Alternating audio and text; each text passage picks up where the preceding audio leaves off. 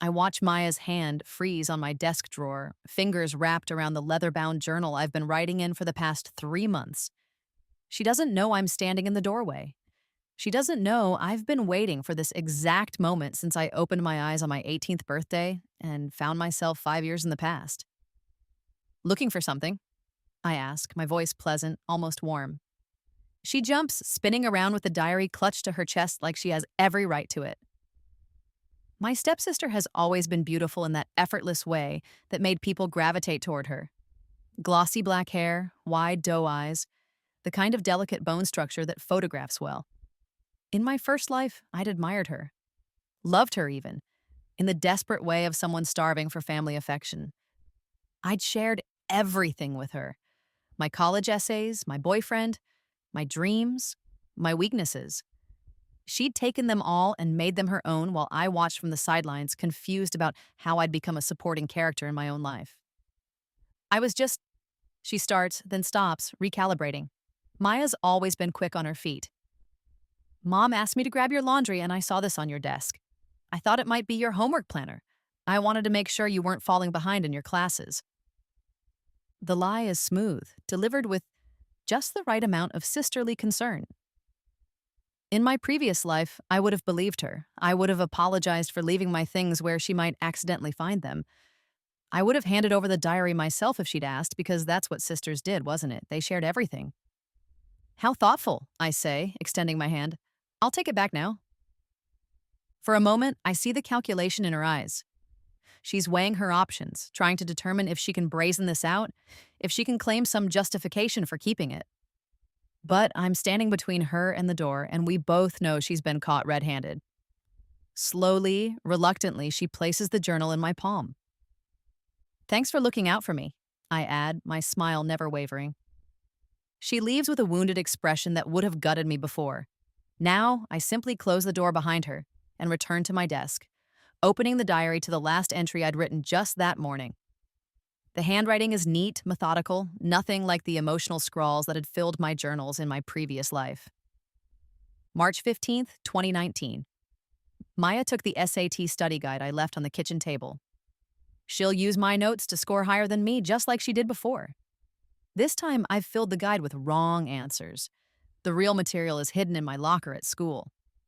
I flip back through the pages, reviewing the careful record I've been keeping. Every entry is dated, specific, verifiable. Some entries describe events that have already happened in this timeline, moments where Maya has already shown her true colors in small ways that no one else notices. Other entries are predictions, written as memories from my previous life, a life I'm not supposed to remember. February 3rd, 2019. Today, Maya will accidentally spill coffee on the white dress I plan to wear to the college interview. She'll offer me her blue one instead, the one that washes me out in photographs. I'll wear the black dress from my closet that she doesn't know about. February 28th, 2019. She'll tell Mom I said I didn't want to go to Dad's grave on the anniversary of his death. Mom will be hurt. I'll have the text conversation saved where Maya asked me to tell her when I was going so she could come too. March 8th, 2019. Dylan Chen will transfer to our school. Maya will see him with me and decide she wants him. By April, she'll have him. By May, they'll be planning a future that was supposed to be mine. This time, I don't want him. This time, I know what he becomes. The entries go on, a meticulous chronicle of betrayals large and small, each one something I lived through in my previous life without understanding what was happening. Car accidents that weren't accidents, stolen opportunities, poisoned relationships. It all led to that night on my 23rd birthday when I'd finally understood the truth. Standing on the balcony of the apartment I could barely afford while Maya hosted a party inside with my friends, my boyfriend, my life, celebrating her engagement to Dylan while I'd been written out of the narrative entirely.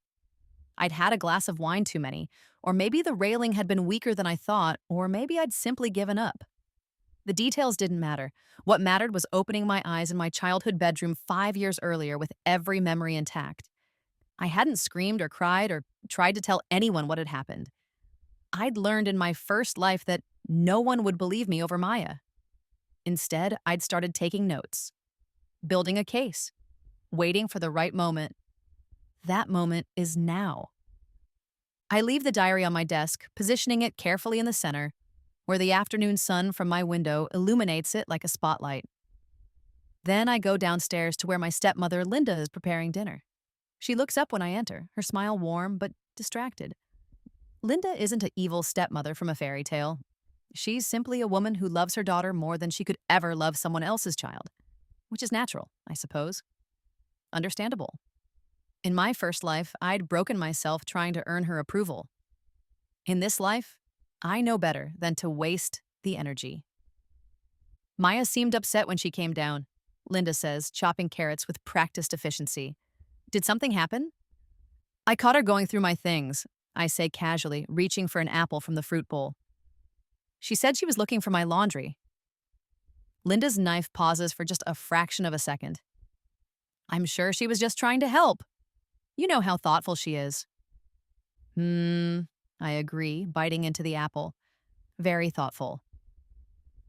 I can feel Linda's eyes on me as I leave the kitchen. She knows something is different about me since my 18th birthday 3 months ago, but she can't quite put her finger on what. I'm not angry or rebellious or acting out. I'm just distant, calm. Like I've stopped competing in a race I never entered. Upstairs, I hear Maya's door close quietly. I check my phone, noting the time. 4:47 p.m. I give her exactly 30 minutes before I go to take a shower, making sure my bedroom door doesn't quite latch behind me. The water runs hot as I stand under the spray, counting down the minutes. 15 minutes is all she'll need. 15 minutes to creep back into my room, to grab the diary she's been obsessing over since she saw it, to return to her room believing she's gotten away with it. When I emerge, towel wrapped around my hair, the diary is gone. Perfect. I spend the evening doing homework at my desk, the empty space where the journal used to sit like a stage, waiting for the curtain to rise. I can imagine Maya in her room next door locked, reading page after page of impossible information. Does she think I'm delusional? Or is she starting to recognize the truth in the details, the things I couldn't possibly know unless I'd lived them? April 2nd, 2019. Maya will tell Mom that I said I didn't want to go to state university, that I'm aiming for schools out of state. Mom will withdraw my state application without telling me. I'll only find out when the acceptance letter never arrives. This time, I'll get into Northwestern. This time, I have a full scholarship Maya doesn't know about, because I worked with a counselor she doesn't know exists. April 15th, 2019. Dylan will try to kiss me at Sarah Park's birthday party. I'll turn him down, he'll be confused. In the original timeline, that kiss started our relationship. This time, he'll go home alone, and Maya won't have him to steal because I never wanted him to begin with. May 3rd, 2019. Mom will receive an anonymous tip that I'm planning to drop out of school. The email will come from Maya's laptop, but she'll claim her account was hacked. This time, I'll have security footage from the library showing her sending it. At dinner, Maya barely eats. She keeps glancing at me across the table, her expression shifting between confusion, fear, and anger. Linda notices, of course, but when she asks if Maya's feeling well, my stepsister just shakes her head and pushes food around her plate. I'm fine, Mom, just tired. You should get more sleep, Linda says, concerned. You've been staying up so late lately. I will, Maya promises, but her eyes are on me, searching for something. An explanation, a confession, some sign that I know what she's done. I smile at her, serene and unbothered, and ask her to pass the salt. That night, I hear her pacing in her room. Back and forth, the floorboards creaking under her feet. I imagine her reading the diary again, trying to find some rational explanation for how I could know these things. Some entries describe events from months ago that she remembers happening exactly as I wrote them. Others are predictions for the future, specific enough to be verifiable, but written as if they've already occurred. She can't ask me about it without admitting she stole it. She can't ignore it because every instinct is probably screaming that something is deeply, fundamentally wrong. The next morning, she looks haggard at breakfast, dark circles under her eyes that makeup can't quite hide. She's wearing a blue cashmere sweater I recognize, In my first life, she'd borrowed it from my closet without asking and eventually convinced everyone it had always been hers. In this life, I never bought it. She must have gotten it herself, but the sight of it triggers a memory so sharp I have to look away. Are you sure you're feeling okay? Linda asks Maya, pressing a hand to her forehead. You look feverish. I'm fine, Maya insists, but her voice is tight. She's staring at me again, trying to catch my eye, trying to communicate something. I focus on my cereal, unbothered. At school, I notice her watching me in the hallway between classes. She's never been subtle about her observations before.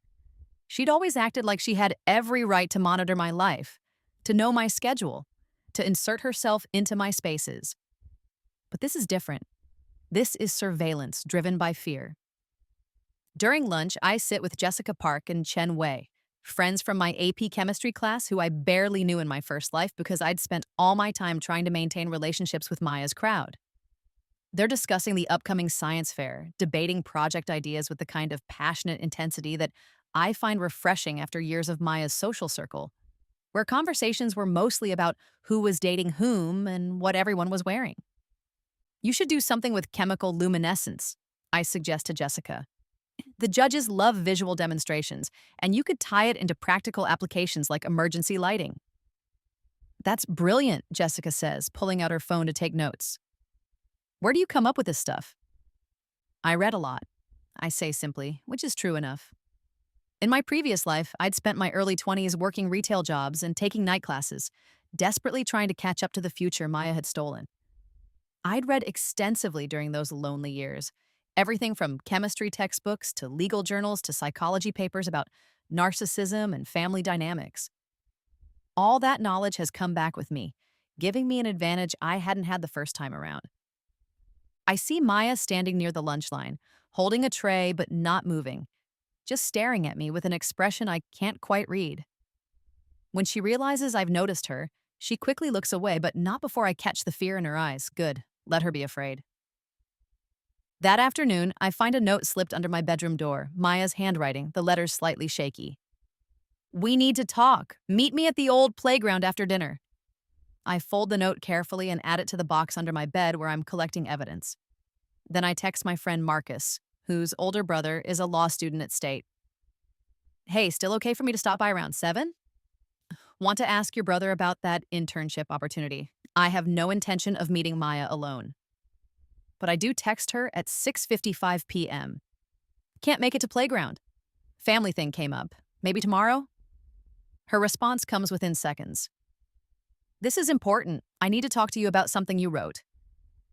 I don't reply. Let her stew in the uncertainty. The next 3 days follow a similar pattern. Maya tries to corner me at home, at school, anywhere she can get me alone. I'm always busy, always on my way somewhere, always just out of reach. I watch her deteriorate in real time, her perfect makeup get sloppy, her designer clothes rumpled, her famous composure cracking at the edges. On the 4th day, she snaps, "What's wrong with you?" She hisses at me in the school bathroom, grabbing my arm as I wash my hands. Well, why are you avoiding me? I look down at her hand on my arm, then up at her face with mild surprise. Am I avoiding you? I've just been busy. Is something wrong? You know exactly what's wrong, she says, her voice rising. The things you wrote. How did you know about... She stops herself, realizing she's about to confess to the theft. About what? I ask innocently, pulling my arm free and reaching for a paper towel. What things? She stares at me, breathing hard, her jaw working like she's grinding her teeth. For a moment, I think she might actually tell the truth, might lay everything out in the open. Instead, she turns and slams out of the bathroom, leaving me alone with the sound of running water and the fluorescent hum of the lights. I dry my hands carefully, methodically, then check my reflection in the mirror. The girl looking back at me is calm, composed, nothing like the anxious, desperate creature I'd been in my first life. This version of me knows how to wait, knows how to plan, knows that revenge is a dish best served with documentation and witnesses. That evening, Linda confronts me in the kitchen. Maya says you've been cruel to her lately, ignoring her, making her feel unwelcome in her own home. I look up from my homework, genuinely surprised. I haven't done anything to Maya. I've been focused on school and my college applications. Did she say I did something specific? Linda falters, clearly expecting defensiveness or guilt. She says you've been different since your birthday. Distant. Like you don't care about this family anymore. I care about this family, I say carefully. But I'm also 18 now. I'm trying to figure out who I am outside of just being Maya's sister. Is that wrong? The question hangs between us. Linda wants to say yes. I can see it in her eyes. She wants me to be the devoted little sister who exists to make Maya shine brighter. But she's also a mother who at least tries to be fair, who knows that what she's asking is unreasonable, even if she doesn't want to admit it. Just try to be kinder to her, Linda finally says. She's going through a lot right now with college applications and everything. She needs her sister. I nod, noncommittal, and return to my homework. Linda hovers for another moment, then retreats, unsatisfied but unable to articulate why. The entries in my original diary had been carefully calibrated for this phase. I'd written enough to make Maya panic, but not enough to give her any leverage. The predictions were specific, but written as past tense memories, giving me plausible deniability if she ever tried to expose me. And the really damaging information, the evidence of her schemes, the documentation of her thefts, was stored elsewhere, backed up in cloud accounts she didn't know existed, shared with people she'd never met. A week after Maya took the diary, Dylan Chen approaches me at my locker. Hey, he says, leaning against the locker next to mine with practiced casualness. He's handsome in that effortless way of teenage athletes. Tall, broad-shouldered, with an easy smile that had made me melt in my first life.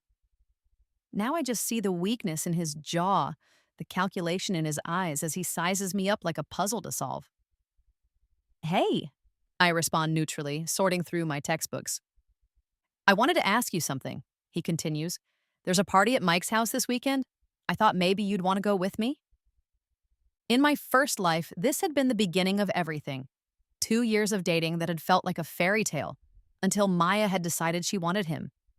Then it had been 6 months of watching them grow closer while he assured me there was nothing between them, that I was being paranoid, that Maya was just being friendly.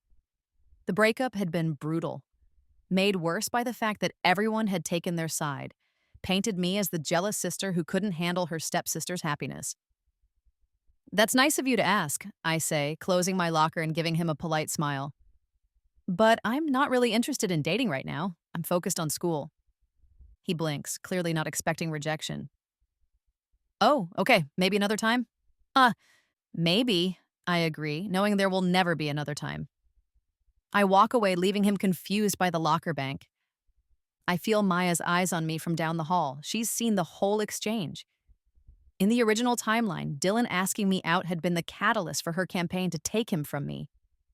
Now, with him rejected, she's watching to see what I'll do next, trying to figure out if this was in the diary, if I somehow knew this was coming. I did know. I wrote about it weeks ago, and I made sure she'd read it. That weekend, I implement the next phase. I create a private Instagram account under a pseudonym. Just another girl in our school's massive student body that no one would look at twice. I post a series of confessions from this anonymous account. Screenshots of conversations, photos of evidence, stories about a girl whose stepsister systematically sabotaged her life. I don't name names, I don't have to. Anyone who knows us even slightly will recognize the players. The posts go viral within our school by Monday morning. Everyone is speculating about who the anonymous poster is, who the sisters are, whether the stories are true. Some people defend the stepsister, saying the whole thing is clearly exaggerated, that no one would be that calculating. Others share their own stories of family betrayal, of siblings who stole boyfriends or opportunities or identities. Maya is frantic. She corners me in the library during study period, her voice low and urgent. Did you see these posts? Someone is making up lies about a situation that sounds like ours. I saw them, I say, not looking up from my chemistry notes. It does sound similar, doesn't it? But I'm sure it's just coincidence. Lots of families have complicated dynamics. This isn't coincidence, she hisses. Someone is trying to make me look bad. Someone who knows details about our family that they shouldn't know. I finally look up at her, my expression mild. Are you asking if I'm posting them? She stares at me, and I can see the war happening behind her eyes. She wants to accuse me, but she can't without revealing that she stole my diary, that she read my private thoughts, that she knows things I never told her.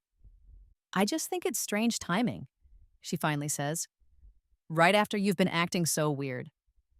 I've been studying for AP exams, I say reasonably, and working on my scholarship applications. I barely have time to sleep, let alone run a gossip account. But if you're worried about someone spreading rumors about you, maybe you should think about why those rumors would sound believable to people. Her face flushes red. What's that supposed to mean? It means that people only believe bad things about you if you've given them reason to, I say, my voice still calm, almost gentle.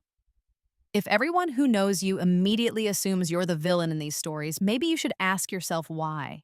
She opens her mouth to respond, but nothing comes out. I can see the moment she realizes the trap. Anything she says to defend herself will require her to engage with specifics that would reveal she knows more than she should. Instead, she turns and walks away, her shoulders rigid with suppressed rage. The anonymous account continues posting throughout the week. More screenshots, more evidence, more stories. The posts never directly accuse Maya of anything specific, but the pattern is clear. A girl who takes credit for her sister's work. A girl who positions herself as the victim while orchestrating her sister's isolation. A girl who believes she deserves everything her sister has, simply by virtue of wanting it. By Friday, the entire school is talking about it. Maya's friend group has fractured, some defending her, others quietly distancing themselves. I watch it all from the sidelines, my expression neutral, my hands clean. When people ask if I'm the anonymous poster, I laugh and say, I don't have time for drama. When they ask if the posts are about me and Maya, I shrug and say, lots of families have issues. That evening, Maya finally breaks. She bursts into my room without knocking, the diary in her hands, her face blotchy with tears. I know it's you, she says, her voice shaking. I know you're doing all of this, the posts, the weird predictions in this diary, all of it. What I don't understand is how. How did you know these things would happen? How did you know about the SAT study guide? About Dylan asking you out? About mom withdrawing your state application? I look up from my desk where I've been working on a calculus problem and let the silence stretch between us. This is the moment I've been building toward for 3 months. The moment when everything comes to a head. Maybe I'm psychic, I say lightly. Or maybe I've lived through all of this before and came back to change how it ends. She stares at me like I've lost my mind. That's insane. That's not possible. Isn't it? I ask, standing up and walking toward her slowly, deliberately. Then how do I know that tomorrow, Mom will tell me she's been offered a promotion that requires relocating to Boston? How do I know you're going to throw a fit about leaving your friends and your school and that you'll blame me for it somehow? How do I know that in the original timeline, I gave up my Northwestern scholarship to stay here with you, and Mom turned down the promotion, and 5 years later we were all miserable because you resented me anyway? Stop it, Maya whispers, backing toward the door. Stop talking like that. Why? Because it scares you? I take the diary from her hands. She doesn't resist. You wanted to know my secrets, Maya. You wanted to get inside my head so you could figure out how to beat me at whatever game you thought we were playing. Well, congratulations. You win. You know the truth now. I've lived through this before. I've watched you take everything from me piece by piece, and I've come back to make different choices. You're crazy, she says, but there's still conviction in her voice. Time travel isn't real. Then explain the diary, I challenge. Explain how I knew about Dylan, about the SAT guide, about the state application. Explain how every single thing I wrote in there has come true exactly as I described it. She can't. We both know she can't. Here's what's going to happen. I continue, my voice soft but implacable. Tomorrow, Mom is going to get that promotion offer. This time, I'm going to encourage her to take it. I'm going to be excited about the move, about the opportunities in Boston. You're going to be upset, but you're going to look petty and selfish if you try to make this about you. And when we move in August, I'll be starting at Northwestern in September. You'll be starting at Boston University, which is a fine school, but it's not where you wanted to go. It's not where you would have gone if you'd gotten into Harvard like you did in the original timeline, using my essay as a template. I never, she starts, but I hold up a hand.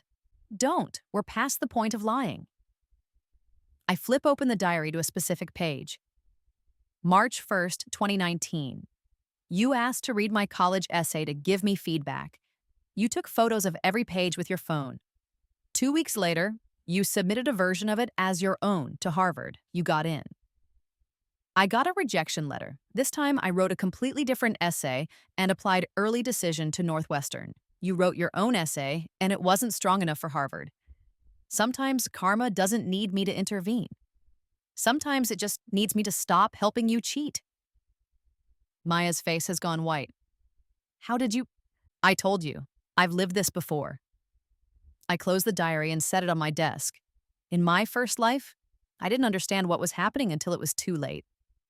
I thought you were my sister, that you loved me, that your successes were shared victories. I didn't realize until the night of my 23rd birthday that you'd been systematically destroying my life to build your own. Do you remember what happened that night, Maya? Of course you don't. It hasn't happened yet, but I remember. I remember standing on that balcony, looking down at the street below, realizing that I had nothing. No career, no friends, no future, because you'd taken it all, and I remember the railing giving way. Stop, she says again, tears streaming down her face now. Just stop. I died, I continue, relentless. Or maybe I jumped. I've never been quite sure. But I woke up here 5 years earlier with a chance to do it differently. And the beautiful thing, Maya, is that I don't have to do anything cruel or underhanded or manipulative. I just have to stop letting you use me. I just have to protect what's mine and let you face the natural consequences of your own choices. She's sobbing now, ugly crying that makes her face red and puffy. In my first life, her tears would have destroyed me, would have made me immediately backtrack and apologize and try to fix whatever I'd done wrong. Now I just watch, detached, as she falls apart.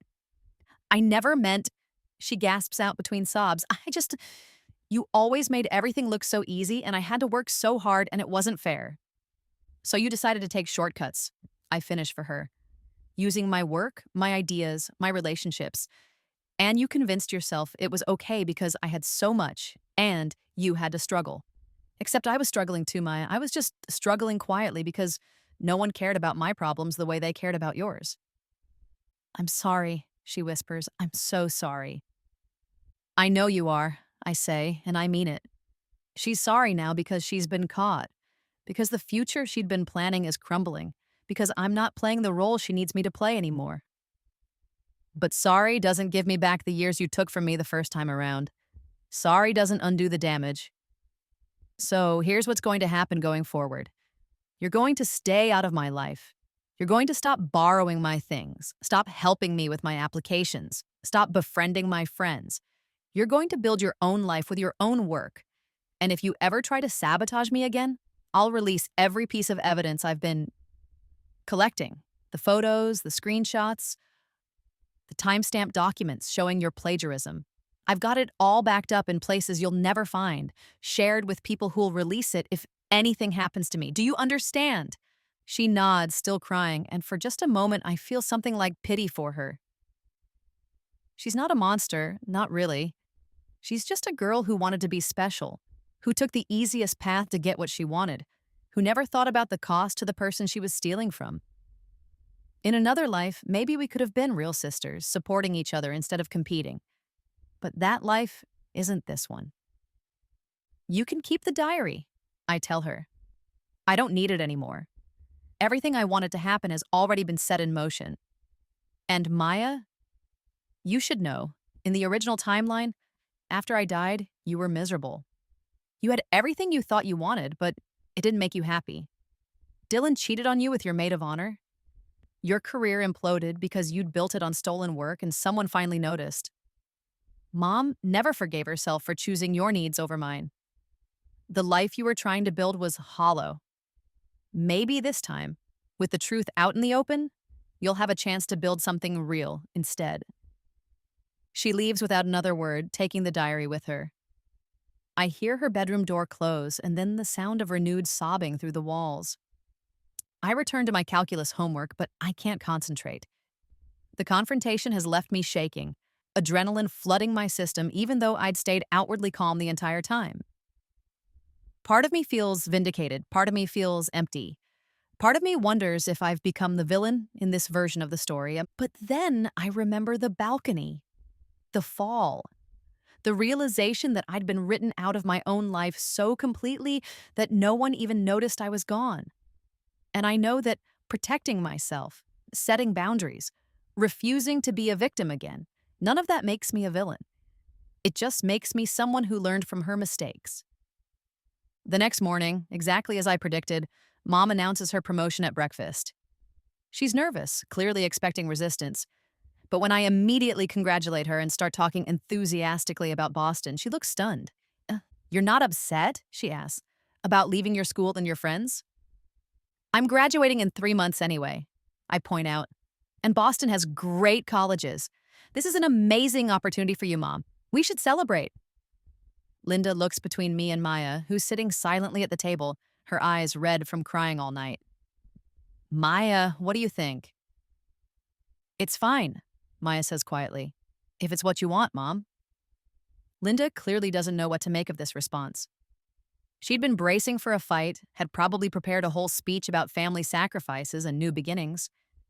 Instead, she's got me acting enthusiastic and Maya acting defeated, and she can't figure out what's happened to flip the script. We moved to Boston in August. I help pack, sort through old belongings, prepare for the fresh start. Maya barely speaks to me during the process. She goes through the motions, but the light has gone out of her eyes, and I catch her sometimes staring at me like she's trying to figure out if I'm real or if she imagined the whole conversation about time travel and rebirth. The anonymous Instagram account posts one final message before going dark. Sometimes the greatest revenge is just living well and letting toxic people face the consequences of their own actions. To everyone who shared their stories, you're not alone and you're not crazy. Trust your instincts, protect your peace, build your own life. Thank you for listening. In September, I start at Northwestern. My roommate is a computer science major from Taiwan who plays violin and stays up too late coding. We become friends in the easy way of people who have no history, no baggage, no preconceptions about who the other is supposed to be. I join the chemistry club, get a position in a research lab, start building a life that's entirely mine. I don't talk to Maya much. We exchange occasional texts on holidays, brief and polite. Mom calls once a week and she's happy in her new position, thriving in ways she never did in our small hometown. She doesn't understand what happened between me and Maya, and I don't try to explain. Some things can't be explained, only survived. In October, I get an email from Maya, subject line, "I've been thinking." I'm not going to ask you to forgive me. I don't deserve that. But I wanted you to know that I've been seeing a therapist here in Boston. Talking about the competition thing, the stealing thing, the way I turned our relationship into a zero-sum game. She says I have issues with scarcity mindset and external validation. Fancy terms for saying I'm insecure and made it your problem. I don't know if you actually time traveled or if you just got really good at predicting my behavior patterns or if I had some kind of breakdown and imagined the whole thing. Honestly, it doesn't matter. What matters is that you were right about everything. About me using you, about the choices I made, about the hollow life I was building. I'm trying to do better, build my own work, make my own friends. Figure out who I am when I'm not competing with you, or stealing from you or trying to be you. It's harder than I thought it would be. Turns out, I don't actually know who I am underneath all that performance. You don't have to respond to this. I just wanted you to know that I heard you. And I'm trying to change. Not for you, but for me. Because you were right about that too. The life I was building was making me miserable. Take care of yourself, and thank you for the second chance, even if you didn't mean to give me one. I read the email 3 times. Then I close it and return to my organic chemistry notes. Maybe eventually I'll respond. Maybe I'll tell her that I hope she finds herself. That I hope she builds something real. That I don't hate her, even though I can't trust her. Maybe we'll have a relationship someday that isn't built on her taking and me giving. But not today. Today, I have a lab report due and a study group meeting and a life that belongs entirely to me. Today, I'm building the future I should have had the first time around. One choice at a time, one boundary at a time, one peaceful day at a time. The diary sits in a box in my dorm closet, along with all the evidence I collected, all the screenshots and records and documentation of Maya's schemes. Insurance, in case she ever tries again. But I don't think she will. The fear in her eyes when she realized I knew everything, when she couldn't explain away the predictions, when the facade finally shattered completely, that was real. That was the moment she had to face who she'd been and what she'd done. Sometimes I still dream about the balcony, the fall, the moment of clarity before the end. But now when I wake up, I'm in my own bed, in my own dorm, living my own life. The nightmares are fading, the anger is fading. What remains is a hard-won peace and the knowledge that I survived the worst thing that could happen to me and came back stronger. Maya took my diary after Rebirth. She read every word, saw every prediction, felt every carefully calibrated moment of panic as she realized she'd been caught. And in the end, that panic was exactly what she needed. Not revenge, not punishment, but accountability. The mirror held up to her face, showing exactly what she'd become. I don't know what the future holds. I don't have prophetic dreams or warnings from beyond. I just have this life, this second chance, this opportunity to build something true instead of something stolen. And every morning when I wake up in my dorm room, surrounded by my own things and my own achievements and my own hard-earned future, I'm grateful for the gift of getting to try again. Even if it cost me everything the first time to learn what really mattered.